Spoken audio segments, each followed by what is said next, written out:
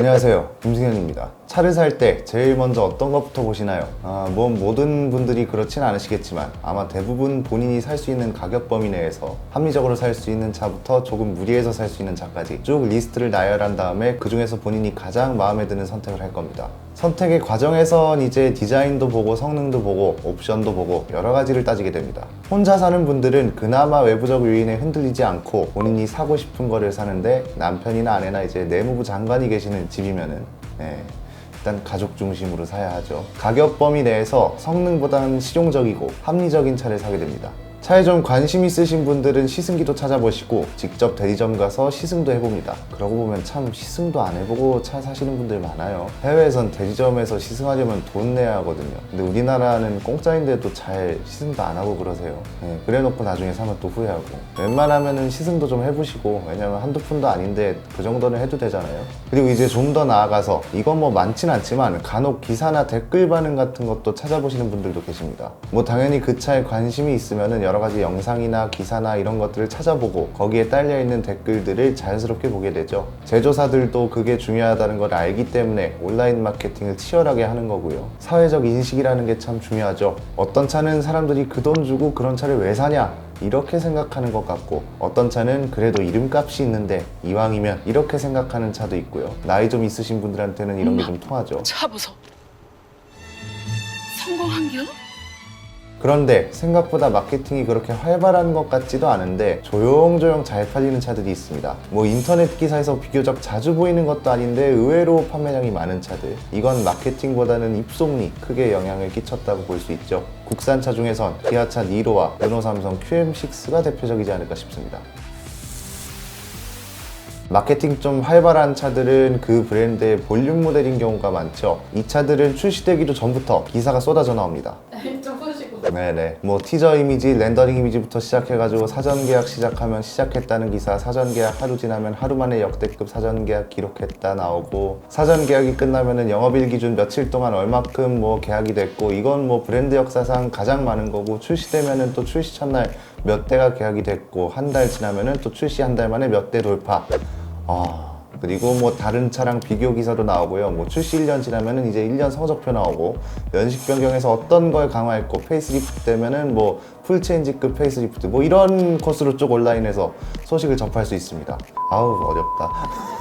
그런데 니로랑 QM6는 비교적 덜한 것 같죠? 물론 이 친구들이 브랜드의 볼륨 모델이라 하기도 그런 것도 있고요. 우선 실제로 많이 팔리고 있나 볼까요?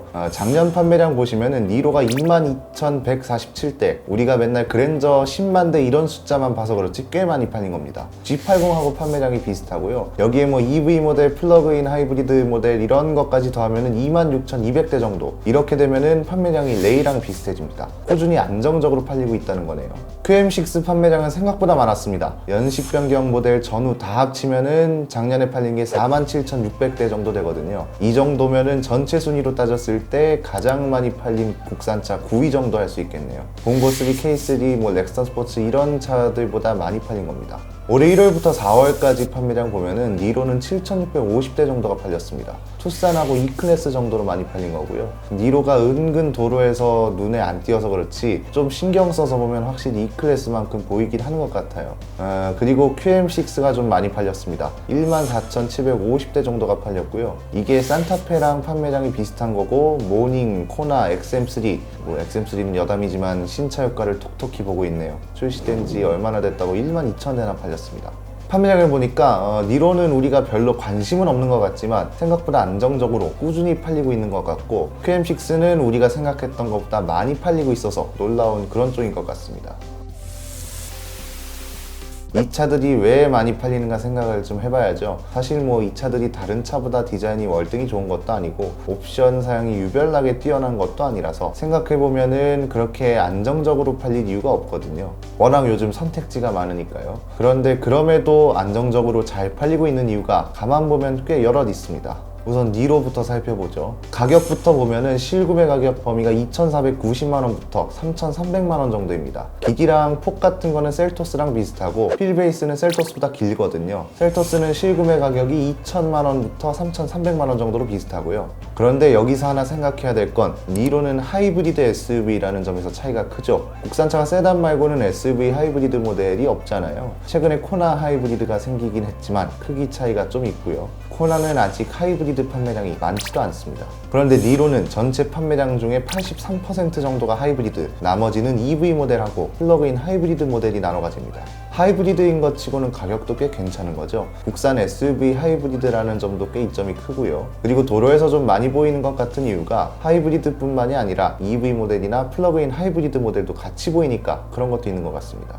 자, 다음은 QM6 실구매 가격 보시면 2,470만원부터 4,300만원까지 나옵니다. 생각보다 비싼 것 같죠? 일단 경쟁 모델들하고 가격을 비교해보면 산타페는 실구매 가격 범위가 2,800만원에서 4,760만원 정도고요. 이번에 나온 소렌토는 3,150만원에서 4,940만원 정도. 물론 옵션이나 사양 같은 게 차이가 당연히 있지만 실구매 가격 범위라는 건 말 그대로 선택 범위이기도 해서 일단 이것만 보면은 확실히 QM6가 눈에 띄게 가격 범위가 저렴하네요. 그리고 한 가지 더 살펴봐야 할 게 있습니다. 제일 많이 팔린 QM6가 뭔지 봐야 할 필요가 있는데요. 다른 차에는 잘 없는 게 많이 팔렸죠. LPG 모델이 압도적으로 많이 팔렸습니다.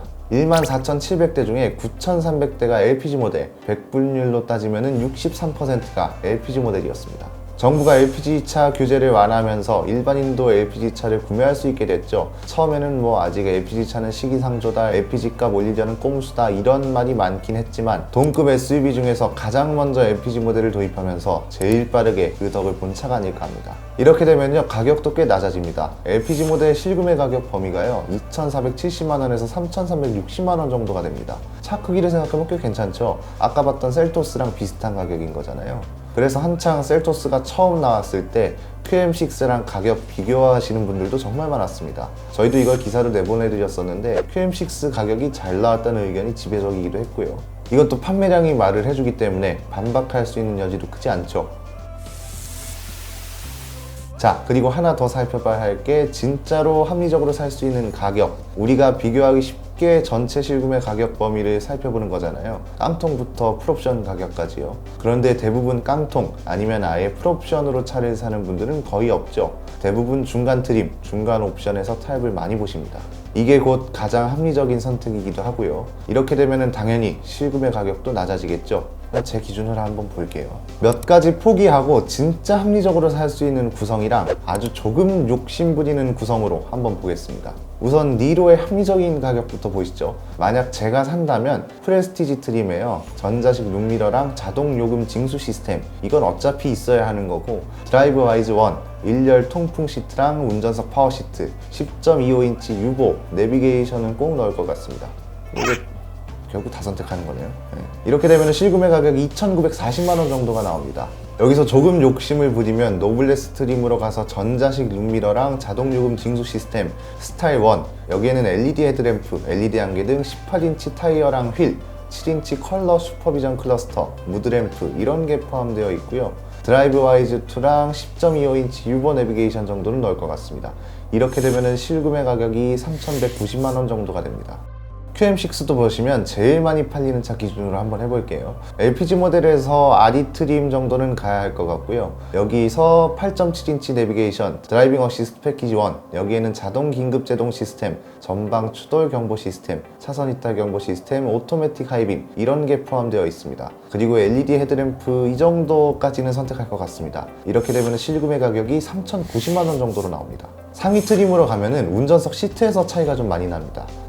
메모리 시트랑 쿠션 익스텐션, 안마 기능이 추가가 됩니다. 방금 전에 RE 트림에서 선택한 옵션하고 비슷하게 가면은 실구매 가격이 3,200만원 정도로 나오고요. 원래 LPG 차가 좀 비싼 것 치고는 이 정도 가격이면 꽤 괜찮긴 하네요. 보통 SUV가 더 비싼 걸 감안해도 확실히 사는 분들이 왜 선택하는지 알 것 같습니다. 정리해보면 니로는 일단 소형 SUV와 가격이 비슷하고 이건 하이브리드이기 때문에 더 부각이 되는 것 같습니다. QM6는 다른 동급 모델에겐 없는 LPG 모델이 큰 이점, 옵션이랑 이런 걸 넣어도 비교적 저렴한 가격이 큰 이점인 것 같습니다.